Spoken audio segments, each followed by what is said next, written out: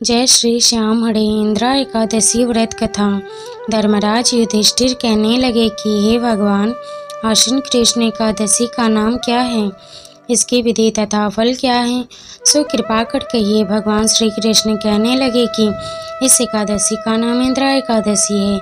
यह एकादशी पापों को नष्ट करने वाली तथा पितरों को अधोगति से मुक्ति देने वाली होती है। हे राजन, ध्यानपूर्वक इसकी कथा सुनो। इसके सुनने मात्र से ही वायपेय यज्ञ का फल मिलता है। प्राचीन काल में सतयुग के समय में महिष्मती नाम की एक नगरी में इंद्रसेन नामक एक प्रतापी राजा धर्मपूर्वक अपनी प्रजा का पालन करते हुए शासन करता था। वह राजा पुत्र पौत्र और धन आदि से संपन्न और विष्णु का परम भक्त था। एक दिन जब राजा सुखपूर्वक अपनी सभा में बैठा तो आकाश मार्ग से महर्षि नारद उतरकर उसकी सभा में आया।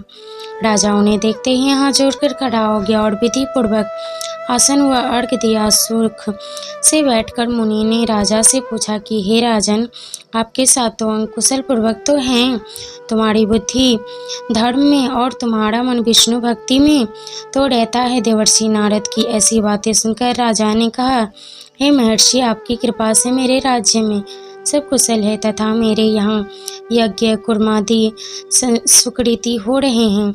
आप कृपा करके अपने आगमन का कारण कहिए। तब ऋषि कहने लगे कि हे राजन, आप आश्चर्य देने वाले मेरे वचनों को सुने। मैं एक समय ब्रह्मलोक से यमलोक को गया। वहाँ श्रद्धा पूर्वक यमराज से पूजित होकर मैंने धर्मशील और सत्यवान धर्मराज की प्रशंसा की। उसी यमराज की सभा में महान ज्ञानी और धर्मात्मा तुम्हारे पिता को एकादशी का व्रत भंग होने के कारण देखा। उन्होंने संदेशा दिया, सो मैं तुम्हें कहता हूँ। उन्होंने कहा कि पूर्व जन्म में कोई विघ्न हो जाने के कारण मैं यमराज के निकट रह रहा हूँ।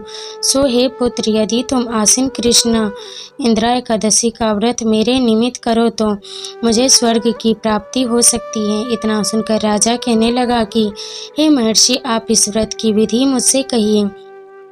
नारद जी कहने लगे, आश्विन मास की कृष्ण पक्ष की दशमी के दिन प्रातःकाल श्रद्धा पूर्वक स्नान आदि से निवृत्त होकर पुनः दोपहर को नदी आदि में जाकर स्नान करे। फिर श्रद्धा पूर्वक पितरों का श्राद्ध करे और एक बार भोजन करे। प्रातःकाल होने पर एकादशी के दिन दातुन आदि करके स्नान करे। फिर व्रत के नियमों को भक्ति पूर्वक ग्रहण करता हुआ प्रतिज्ञा करे कि मैं आज संपूर्ण भोगों को त्याग कर निराहार एकादशी का व्रत करूंगा। हे अच्युत, हे पुंडरीकाक्ष, मैं अपनी शरण में हूँ, आपकी शरण में हूँ, आप मेरी रक्षा कीजिए। इस प्रकार नियम पूर्वक शालिग्राम की मूर्ति के आगे विधि पूर्वक श्राद्ध करके योग्य ब्राह्मणों को फलाहार का भोजन कराए और दक्षिणादि पितरों के श्राद्ध से जो बच जाए उसको शुद्ध कर गौ को दे दे तथा धूप दीप गंध पुष्प नैवेद्य आदि सब सामग्री से ऋषिकेश भगवान का पूजन करें।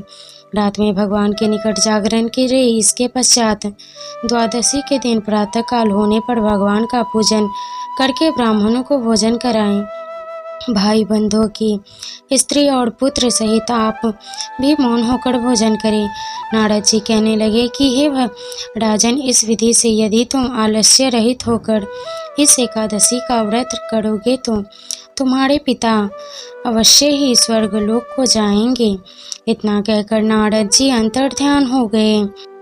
इस तरह से नारद जी की कथा अनुसार राजा ने अपनी बाधाओं को तथा दासों सहित व्रत करने से आकाश से पुष्पवर्षा हुई और उस राजा का पिता गरुड़ पर चढ़कर विश्वलोक हो गया तथा राजा इंद्रलोक भी एकादशी के व्रत के प्रभाव से निष्कट राज्य करते अंत में अपने पुत्र को सिंहासन पर बैठाकर स्वर्गलोक को गया। हे युधिष्ठिर, यह इंद्रा एकादशी के व्रत का महत्व मैंने तुमको कहा। इसके पढ़ने और सुनने से मनुष्य के सब पापों से छूट जाते हैं और सब प्रकार की भोगों को भोगकर वैकुंठ को प्राप्त होते हैं। अगर आप इस चैनल पर नए हैं तो वीडियो को लाइक शेयर और चैनल को सब्सक्राइब जरूर करें। धन्यवाद।